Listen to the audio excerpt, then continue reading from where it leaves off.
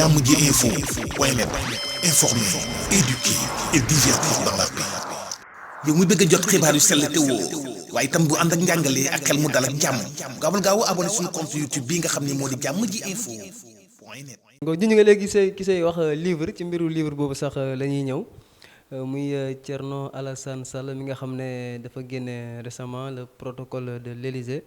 yëngalaat pétrole bi moom daal taalaat na pétrole bi ban jàngat nga si am. ah defe naa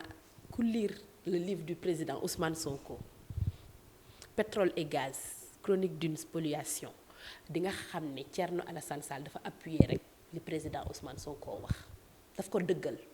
leeral ko et ki nga xam ne nekkoon na ci biir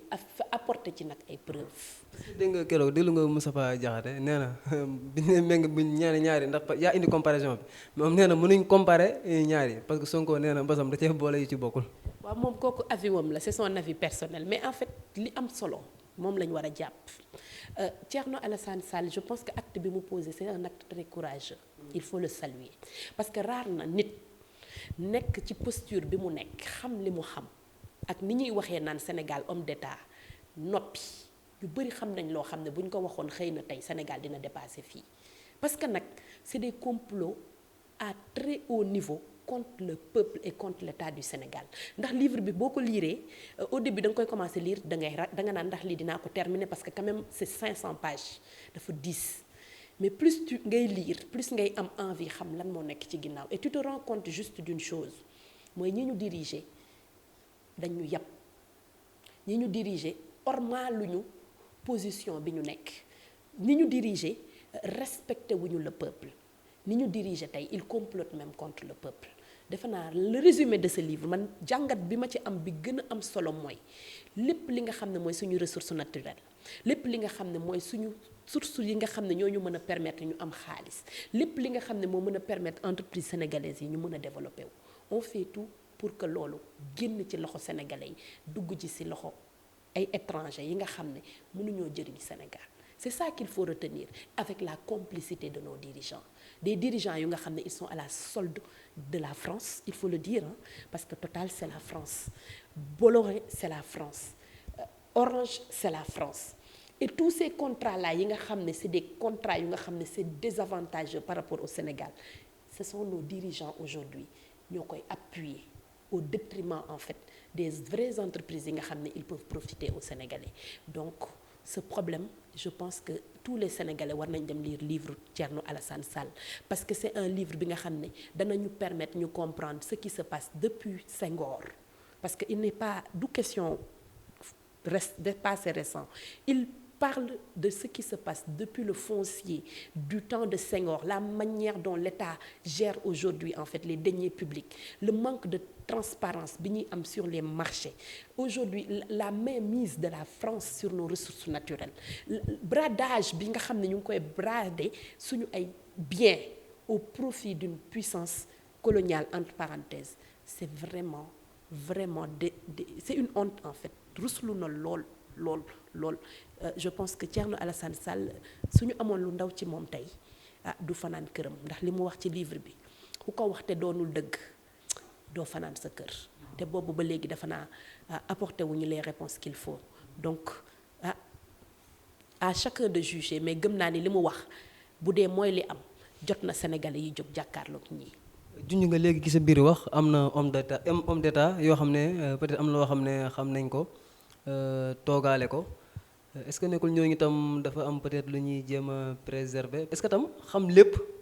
wax lépp yenn saa yi du am du jur dara du am daal yoo xam ne ni peut-être am na yoo xam ne comme ñi nga cité noonu li ñu noppiwaale dañuy yaakaar peut-être bi ñu ko waxee mën na yëngal réew wala demee noonu. tu sais man xam nga lu may reetaan loo Sénégal lan mooy homme d'état un homme d'état mooy ki comploter contre son peuple wala un homme d'état mooy ki nga xam ne lorsqu'il y a des complots contre son peuple daf koy wax man je me positionne ci deuxième vague bi. il faut dire yow da nga jàpp ne il faut dire tout à tout prix wala. lu tax ma wax ko je pense que suñu constitution lépp lum ñu may rek dañ ko war a jël te defe naa suñu constitution l'article 25 alinéa 3 dafa ne bépp nit da nga am devoir de lutter contre la corruption la constitution bépp nit da nga am devoir lutter contre la corruption li Thierno Alassane Sall def je pense que il n'a fait que appliquer la constitution si constitution boobu nag le président Macky Sall waat constitution boobu tey moo ñu may moo ñu exiger même bu ñu xamee lu nga xam ne gàllankoor la c'est des complots contre l'État ce ne sont plus des hommes une question d'État simple un homme d'État et des secrets d'État lan mooy secret d'État secret yoo xam ne c'est des gens benn poignée de personnes ñooy regroupé wu en conglomérat contre l'État c'est des chefs d'entreprise toutes ces personnes yi ñu ci cité c'est des gens yu nga xam ne ils utilisent la force et la puissance de l'État ak seen position pour nax sénégalais yi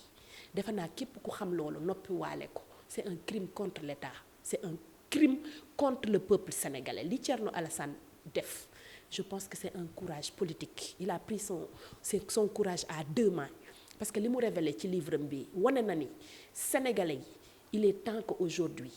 certains secrets yu nga xam ne soi-disant ñu ngi koy comploter à très haut niveau contre le peuple ñi nga xam ne ñoom lañ takkal nombay tànk nga la waay xam leen ni nekkaloo leen fi nit da ngeen fi nekk pour la postériorité da ngeen fi nekk pour seen population da ngeen fi nekk pour seen ay doom ëllëg lépp lu ñuy comploter mu leer leen ni du avantage pour Sénégal vous avez la responsabilité de le dire pour que les gens puissent prendre les mesures qu'il faut tey jii le complot contre le gaz contre le pétrole le complot bi nga xam ne moo permettre à des Français yi nga xam ne amuñu sax un chiffre d'affaires de 5 millions d'euros ñu ñëw Sénégal ñu jox leen fi les lampadaires des milliards le complot bi nga xam ne moo permettre aux terres d'exister tous ces projets là yi nga xam ne c'est des intérêts yu nga xam ne ay personnes yoo xam ne état bi la ñuy utiliser pour pouvoir s'enrichir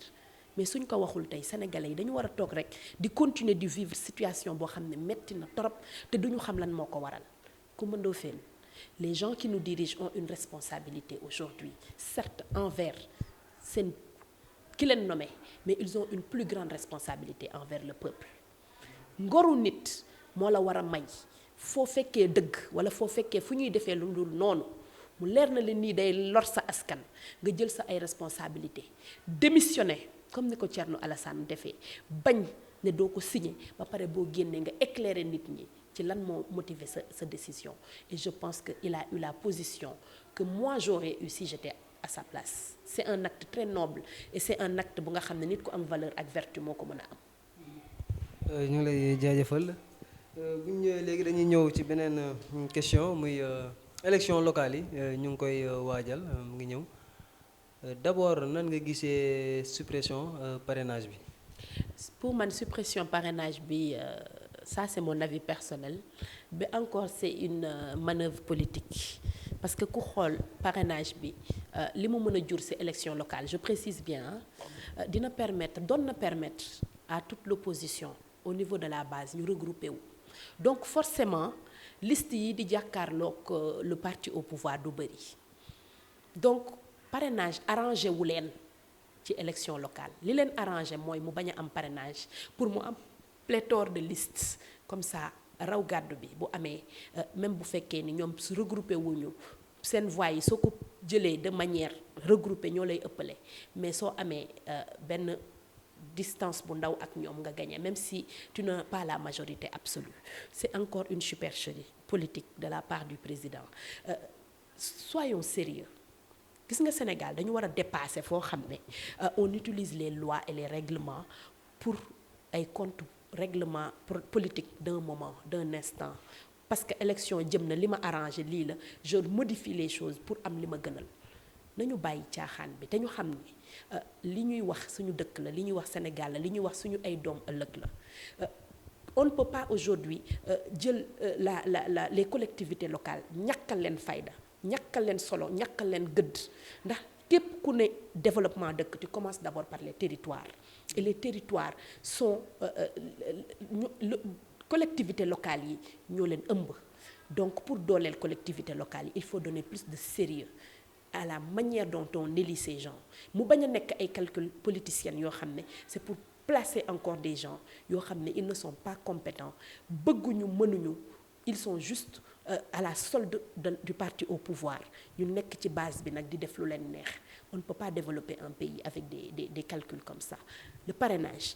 à mon humble avis, doit rester parce que ça va forcer l'opposition à se regrouper. Et l'opposition réunie va battre à plate couture ce parti, et j'en suis sûre. Bu ñu def erreur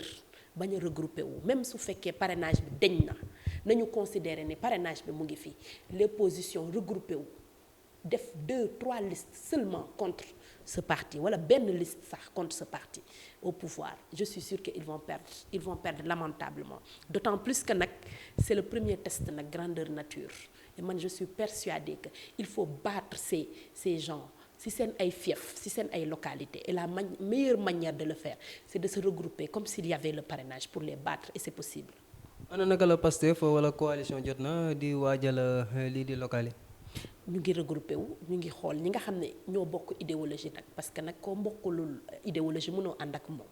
on est en train à la base dans chaque localité de trouver les alliances qu'il faut et on les saura parce que nag ñun suñu objectif premier c'est de gagner les élections locales parce que dañu gëm ne xeex bi il faut le mener à la base après les locales on ira vers les législatives et Inch'Allah 2024 je suis persuadée que le président Ousmane Sonko arrivera à la tête de ce pays. Khadija la mooy nekk sa kàddu bu mujj. mu koy jëlaatee rek ci élection locale yi gis nga élection locale yi ñu jëm dama bëgg ndaw ñi surtout les jeunes et surtout les femmes ñu jël seen ay responsabilités par rapport à terroir yi nga xam ne fa la ñu dëkk kenn ku nekk fa nga dëkk yaa ko mën a développer yaa ko mën a defar bu ñu bàyyi ay nit ñi nga xam ne amuñu mën-mën amuñu yéene bëgguñu seen ay propre intérêt kese ñoo fi nekk ñu ñuy diriger nañu dem à l'assaut des mairies ñun xale yi ñun jigéen ñi surtout ñun ñooy élire képp kuñ fi voteel ba nga nekk dara ci dëkk bi ñun ñoo la voteel il est temps nag que ñun ñu jël suñu ay responsabilités j'appelle toutes les femmes à aller massivement se présenter pour prendre les mairies les collectivités les départements parce que c'est possible et on a les compétences yi ñu war a mën a permettre tey ñu assumer ces rôles il est temps que le pouvoir revienne aux femmes voilà. Khadija ñu ngi lay jaajëfal Khadija Mayakor Diouf di fàttali ne yow yaay coordonnatrice départementale bu mouvement jigéenu Pastef bu Guédiawaye nekk itam membre administration générale bu parti Pastef yaakaar naa waxtaan bi am na solo lool te it dina jural njëriñ ñi nga xam ne kon ñu ngi doon bàyyi xel ci Jamm Ji Info di leen jaajëfal rek di leen jox kon dig daje lu yàggul dara ak beneen invité.